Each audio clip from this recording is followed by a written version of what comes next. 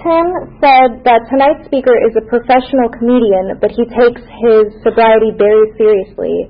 And I know he does because his home group is the 7:30 early morning meeting. I'm very excited to introduce our speaker tonight, Josh. Great job. All right, my name's Josh, I'm an alcoholic. I'm going to just say a little prayer my sponsor taught me. Breathe in, God. Breathe out me. Breathe in faith. Breathe out fear. I'm Josh. I'm an alcoholic, and it's an honor to be here with you guys tonight. I think one of the best ways to kick off any meeting is go into the literature, because I can't mess that up, the solution, so I'm going to mainline that for just a second. When we sincerely took such a position, all sorts of remarkable things followed. We had a new employer. Being all-powerful, he provided what we needed if we kept close to him and performed his work well. Established on such a footing, we became less and less interested in ourselves, our little plans and designs. More and more we became interested in seeing what we could contribute to life. As we felt new power flow in, as we enjoyed peace of mind, we discovered we could face life successfully. As we became conscious of His presence, we began to lose our fear of today, tomorrow, the hereafter. We were reborn. We are now at step 3. Many of us said to our makers, we understood Him, God, I offer myself to Thee to build and do with me as Thou wilt. Relieve me of the bondage of self, that I may better do Thy will. Take away my difficulties, that victory over them may bear witness to those I would help of Thy power, Thy love, and Thy way of life. May I do Thy will always. And it's a snapshot for me, a reminder. You know, when I first came into AA, one of the earliest things my sponsor taught me to do was to just say that prayer every day. And it's a miracle that when I took that one step to God, He took 3 more towards me. But I'll back it up a little bit, because it was a windy road to get here. I grew up in a wonderful mixed faith household. My mom was Christian, Dad was Jewish, so I guess you could say I was Jew-ish, you know.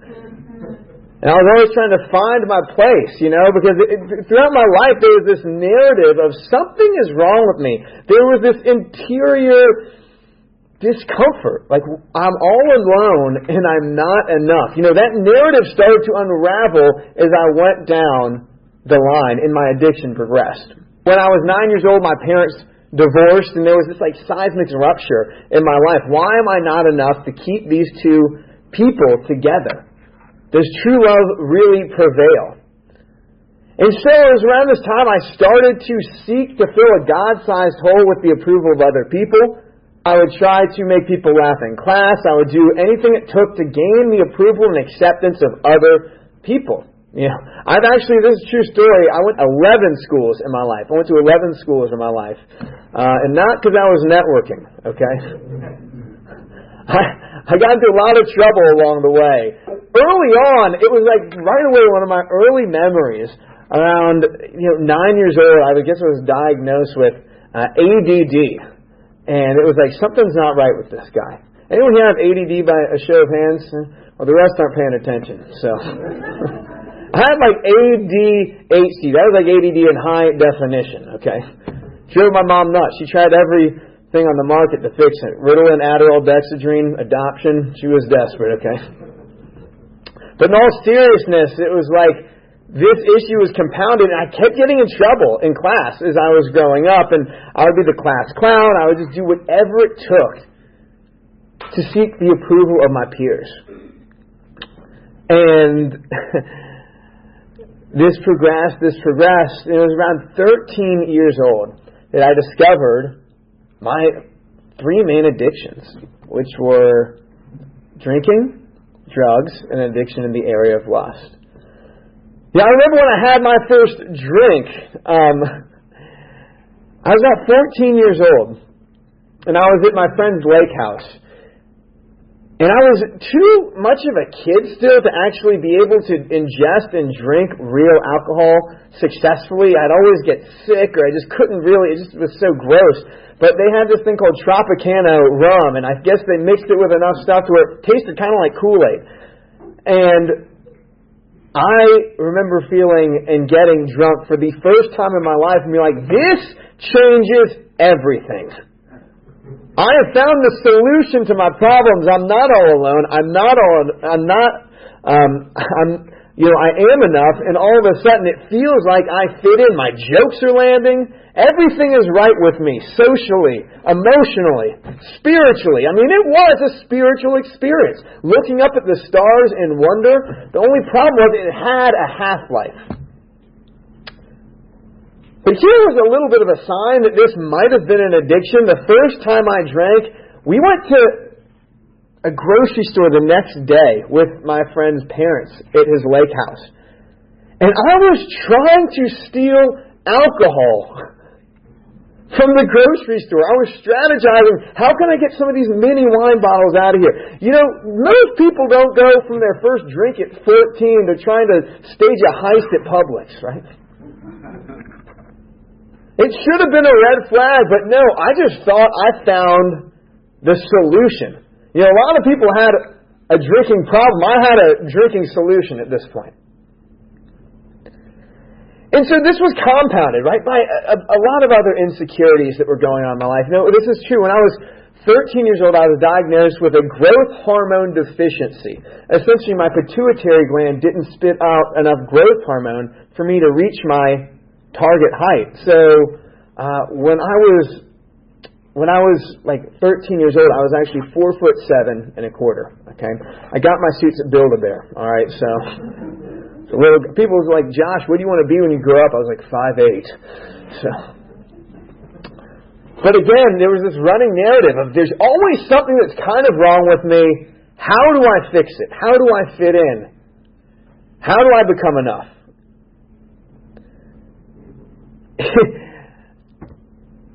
And as I got older, it just felt like alcohol was the solution. When I was 16 years old, I remember going on a family vacation, hanging out with friends, and all of a sudden, that insecurity kicks in.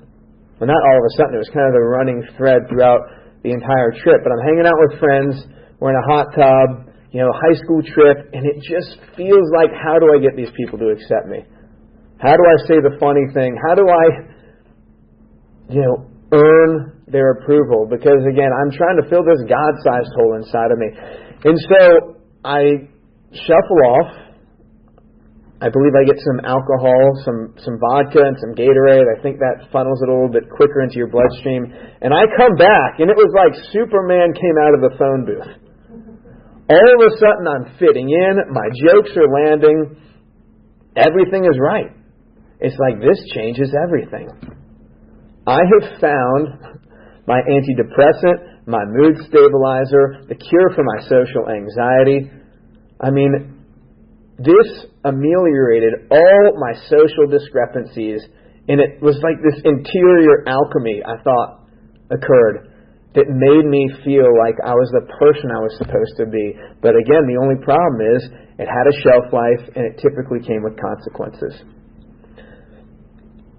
I remember that night, after, temporarily fixing myself, I went back to my mom's beach house. It was my grandfather's beach house, actually. It makes it even worse. I remember waking up in the middle of the night, nauseous.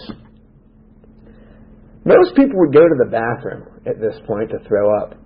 I just pulled the bed back, threw up in the side of in like the crevice of the bed, and then went back to sleep. I mean,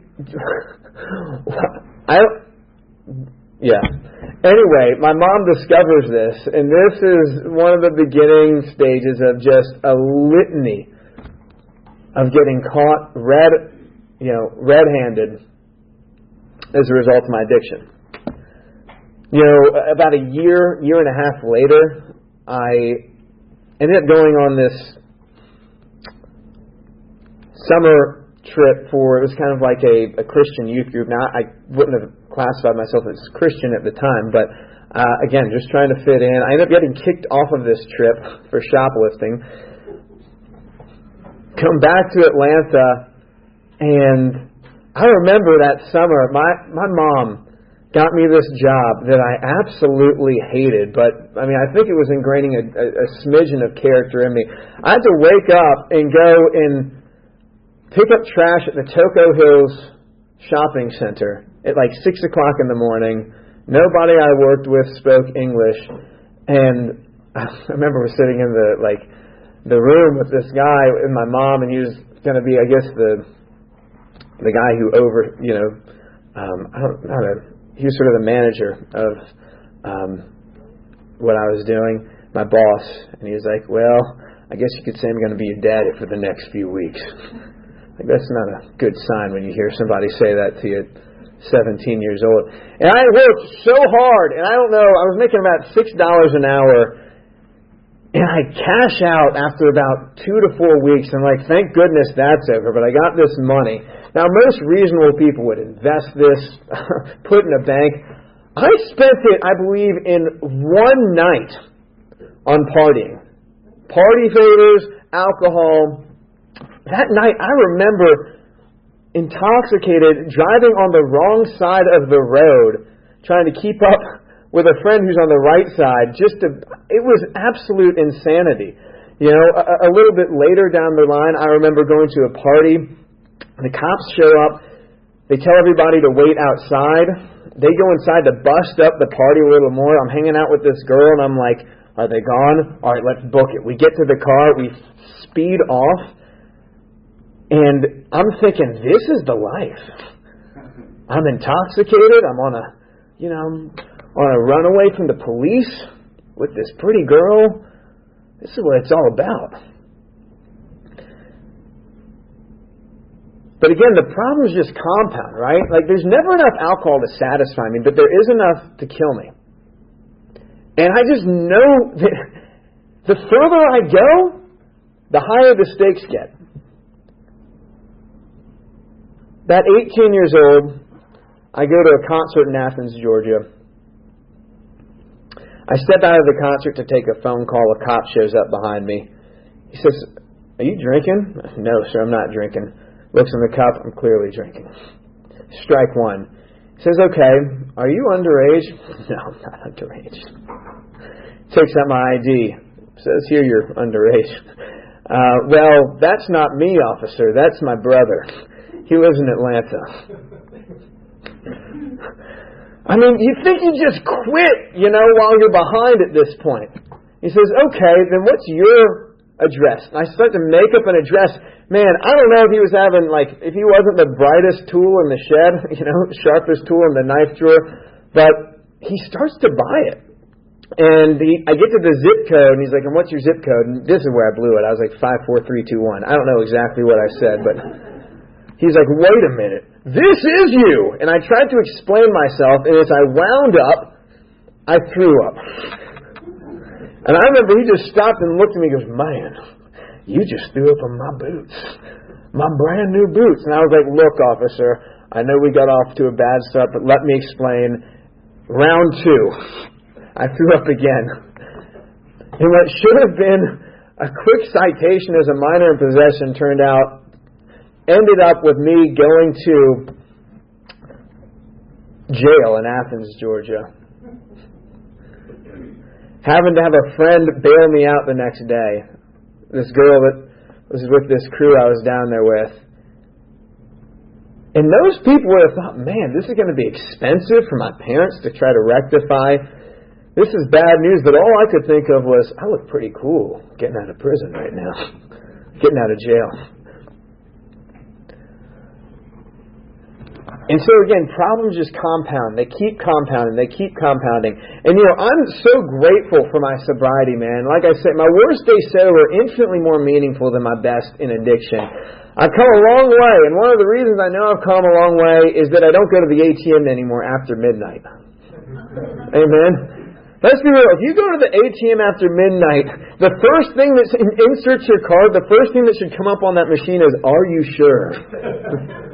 Right now, your PIN should be 911. Quarter the breathalyzer comes out. It's always interesting trying to explain that. Well, you bank the next day, right? I remember this is. I'm going to lightly paraphrase this, but what I remember going through the ATM one night in college, about 23 years old or so. 22, maybe 22, 21. trying to get some party favors, drunk. A guy drove me there. I inserted my card. The machine ate my card because I had so many overdrafts. And the guy said only something someone high and intoxicated would say at that moment. He said, well, you win some, you lose some. What?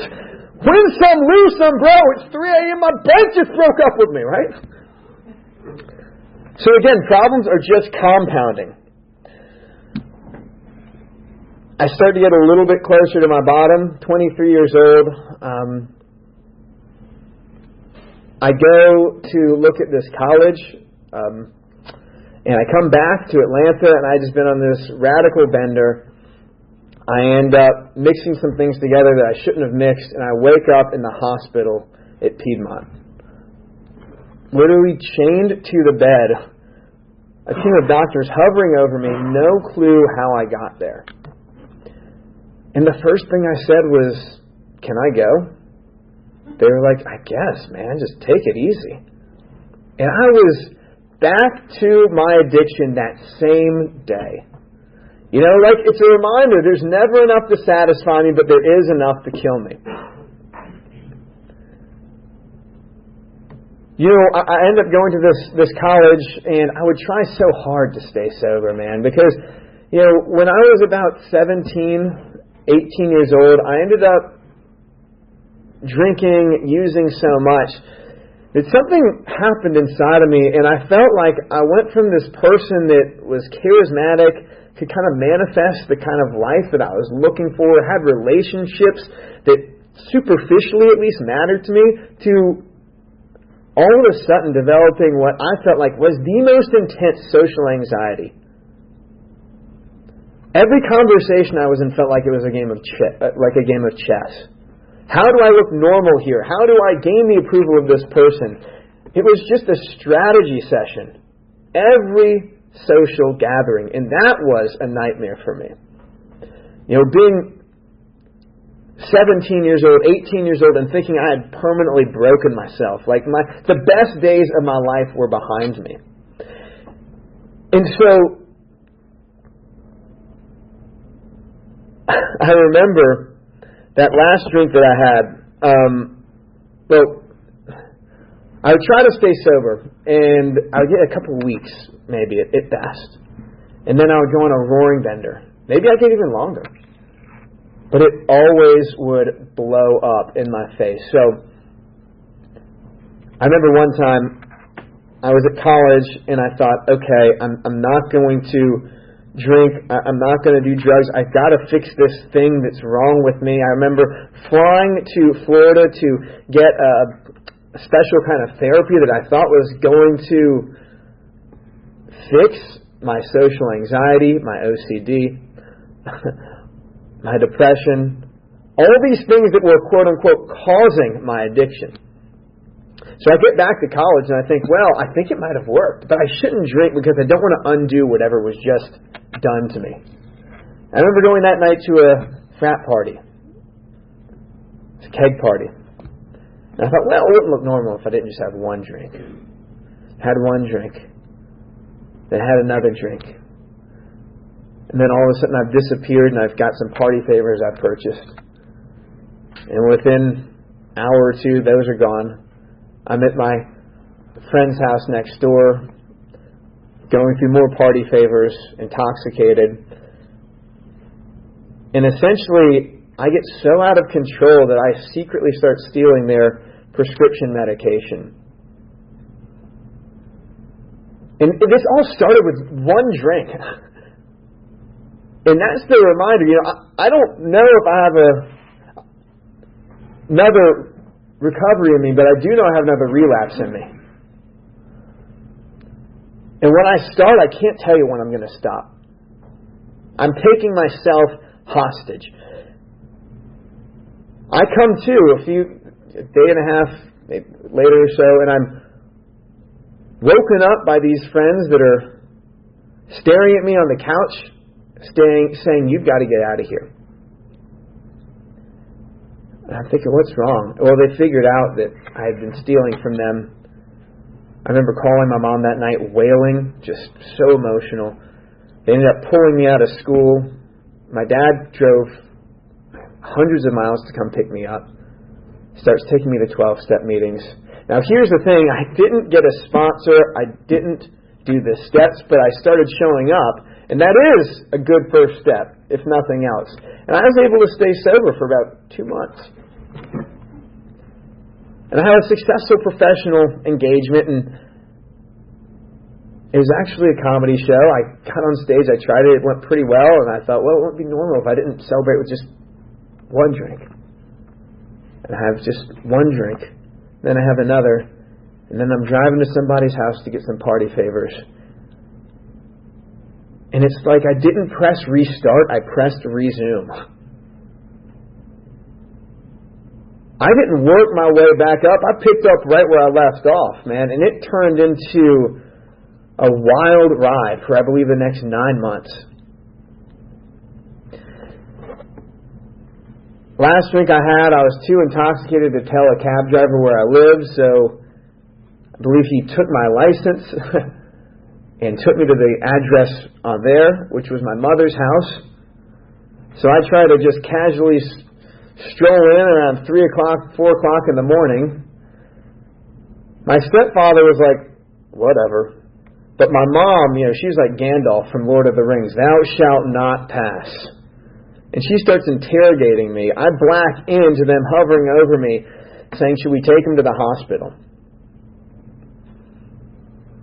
The next day she took away my car keys and starts dropping me off at AA meetings. Through God's amazing providence, I was evicted from where I was living that week. My roommate and I both were evicted. My friend's father was actually the landlord. He was like, I do not like what you guys are up to. You're both gone. He'd been arrested recently as a result of addiction. And it was just like, yeah, iron is not sharpening iron in this situation.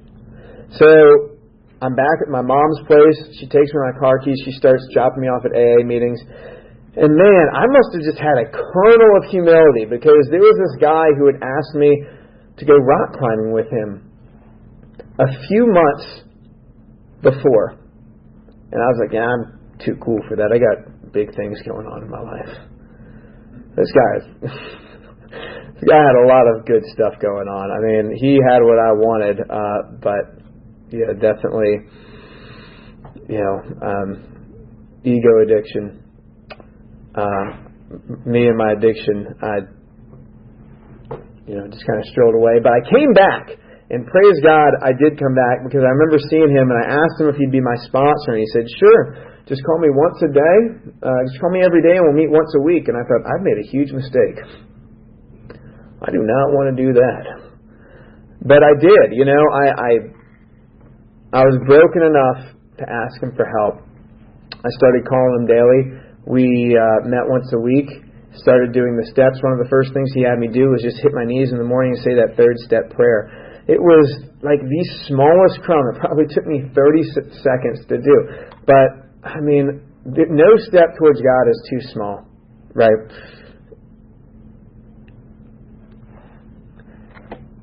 And I was realizing really quickly that my worst day sober was infinitely more meaningful than my best in addiction. God wasn't giving me my old life back. He was giving me a brand new one, far better than anything I could have hoped for. That first year in sobriety, I actually had to do stand-up comedy on TV, which was so cool. I wouldn't have actually mentioned that, but per the introduction, I will share that. And it was incredible, because I remember walking by a television when I was in my addiction and seeing someone doing stand-up on television and thinking, remember when you had that dream, but it's gone. Your best days are behind you. I got to do stand-up on TV. And one of the crazy things was, it was like a competition comedy show. And the first night I actually won and got a standing ovation. And then a few nights later I bombed really bad. Like really, really bad. I was newly sober. Super anxious. It was not good. I mean, look, it's like Someone came up to me and gave me the worst compliment I've ever gotten in my entire life. They're like, "Hey man, forget what everybody else is saying. I think you're funny." So like, "Thanks, Dad. What's everybody else saying?" But that was the coolest thing, seeing how God was working in my life. And that the age of miracles is still among us. He was authoring a comeback story that I thought was inconceivable.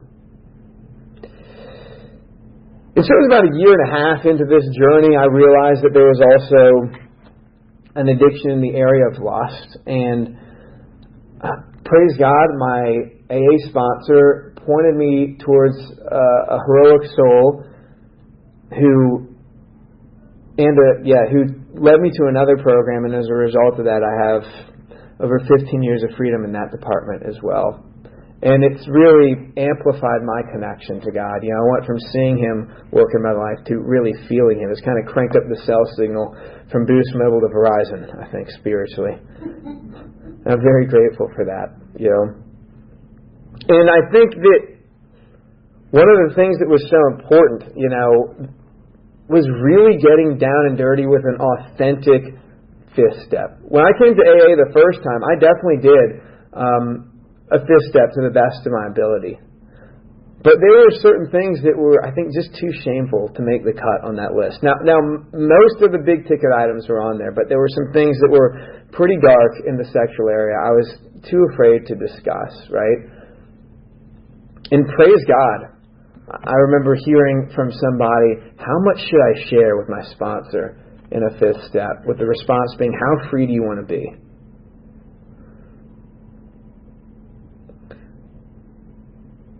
And there was this liberating freedom and reality that came as a result of that radical authenticity. And my sponsor, again, has been such a blessing in my life. There have been so many moments I've wondered how I was on the phone with him before I came here. We said a prayer. And I remember asking, this is like the wisest person I know. I think he's 85, 87. He's in an assisted living facility now. I asked him, "Hey, sponsor, how do you make big decisions?" And he said, "I'll tell you how I make big decisions. I ask my sponsor what to do. He tells me what to do, and I do it." It's like, how complicated? But trusting that God speaks to me through my sponsor. There have been so many instances, especially with making amends or taking steps towards God, walking through fear, that I've had trepidation on, that I've been afraid to do. But that reminder, my sponsor always reminds me, there's no growth in comfort. There's no comfort in growth. I think of an old pope who said this phrase, "The world offers you comfort, but you weren't made for comfort, you were made for greatness." And through this program, which is a radical template for infinite growth, I realize that everything I want so often is on the other side of fear.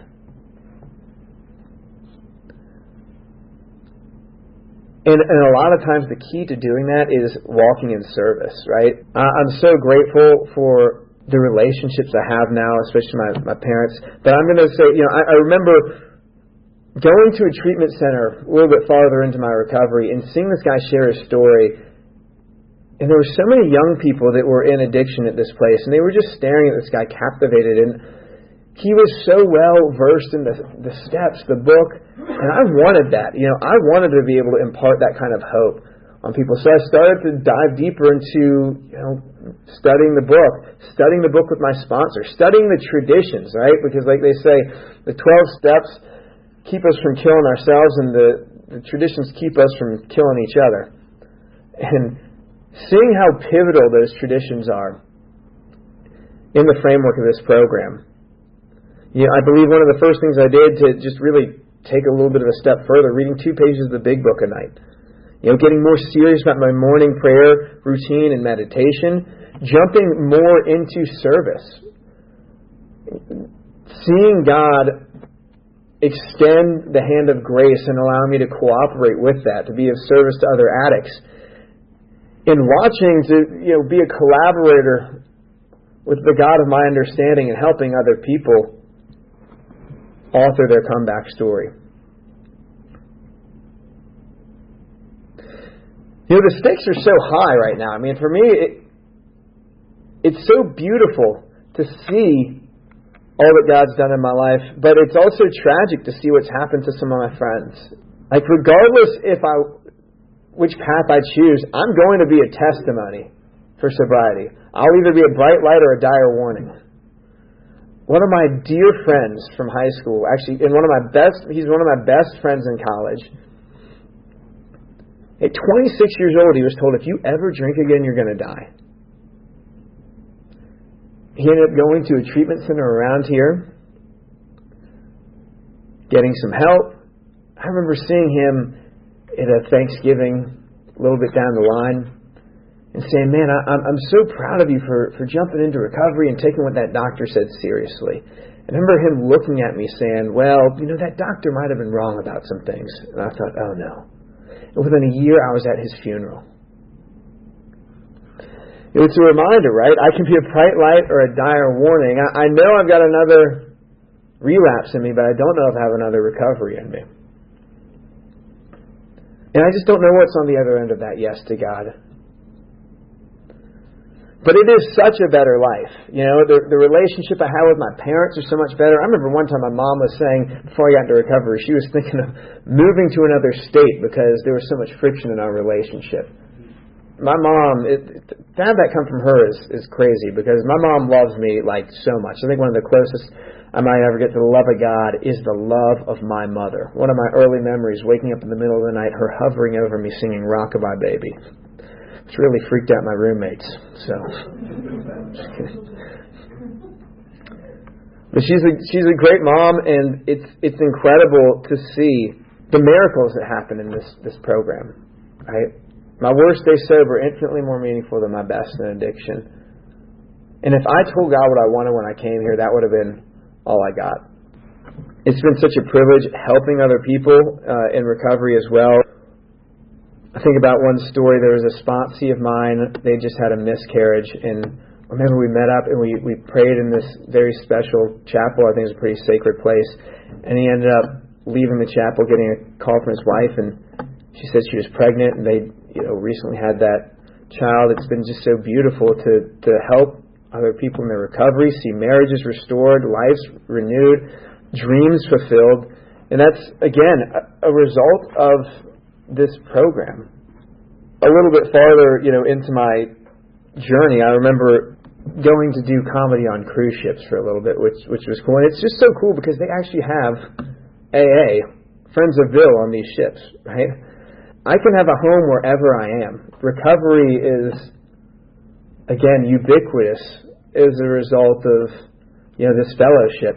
But one thing I did notice, as I stayed a little bit farther away from the program on these ships, as I got to, there's not as many meetings available, the applause got louder, right? There's also something interesting on some of these cruise ships, is I don't know if you've ever been there, there's these secret room service ninjas. You ever seen that? You leave for 5 minutes, you come back, your room's clean. How did that just happen? Last cruise I was on, I took a nap, I woke up, my bed was made. And I was clean shaven. And showered. Recovery didn't give me my old life back, gave me a brand new one, and it's restored my relationship with my family, and it's been so incredible. Last year I lost my father, and I remember I had tried to get my old sponsor to give me my 16-year chip, and he was unavailable, and it just so happened that my father was the one who gave me that chip when I visited him. The last thing we did together, I believe, was pray. The last words we shared were, I love you, when I saw him on Labor Day. We got to go to a meeting the night before. And there's no regrets, right? I mean, if I was drinking, if I was using, there would have been so many regrets. But as a result, God works all things together for good. And it was just a reminder, through that whole process, I leaned into this program because this truly is, I believe, wherever I am in life, it's a template for infinite growth. I can get better on year 17 than I did on year 16. And so that whole process, There were so many people that were hurting when my father passed, but as a result of this fellowship, my faith tradition, the God of my understanding, I was never hopeless. I was hurting, but there was this interior alchemy that happened through God's grace to where it was not without purpose, right? And one of the greatest gifts and bonding agents that my father and I had was the gift of recovery. You know, he brought me to my first meeting when I was 21 years old. He brought me back into this fellowship when I was ready to tap out. And it's just a reminder, you know, for me, the treasures that this program has to offer. I guess the last thing I might share is just the importance and meaning that my sponsor has in my life. Last week, I went and, I went to, the day before I went to a meeting, I went to see my sponsor that morning. I went to church service. I worked with a sponsee that morning as well. Later that evening, I had a phone meeting with one of my sponsees who's currently out of the state. But, this program just infuses my life with such radical meaning. And I think one of the keys for me is living in the literature and trying to be of service. So I will just, I might close with this from step 12 of the 12 and 12. Still more wonderful is the feeling that we do not have to be especially distinguished among our fellows in order to be useful and profoundly happy. Not many of us can be leaders of prominence, nor do we wish to be. Service gladly rendered, obligations squarely met, troubles well accepted or solved with God's help, the knowledge that at home or in the world outside we are partners in a common effort, the well-understood fact that in God's sight all human beings are important, the proof that love freely given surely brings a full return, the certainty that we are no longer isolated and alone in self-constructed prisons, the surety that we need no longer be square pegs and round holes, but can fit and belong in God's scheme of things. These are the permanent and legitimate satisfactions of right living for which no amount of pomp and circumstance, no heap of material possessions could possibly be substitutes. This is the important part. True ambition is not what we thought it was. True ambition is the desire to live usefully and walk humbly under the grace of God. I was closed with a prayer that my sponsor shared with me that I have on a prayer card. God, help me go where you want me to go. Let me meet who you want me to meet. Let me say what you want me to say. And keep me out of your way. Amen. Thank you so much, Josh. And I, for one, am very grateful I've had the opportunity to do the things I did not want to do in sobriety. First I slept, and then I crept to a hope-filled dream. You rescued me, and finally, waking there I see. I look into love's window for a soul that's meant for me. Takes me where the promises all live.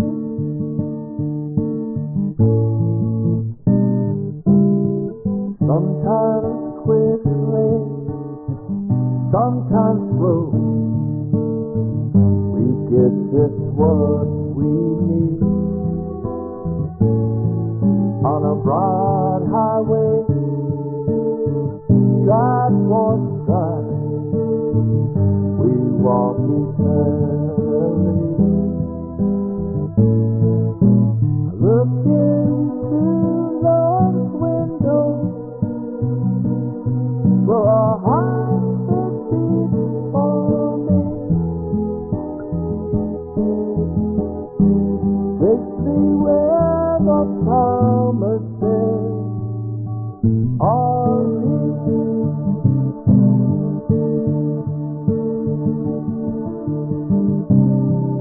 And I always long for something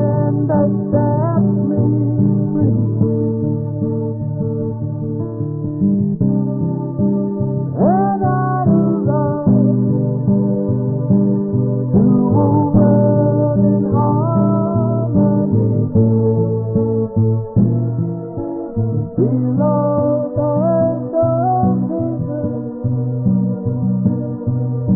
that one day would appear to me. Take me where the promises are real.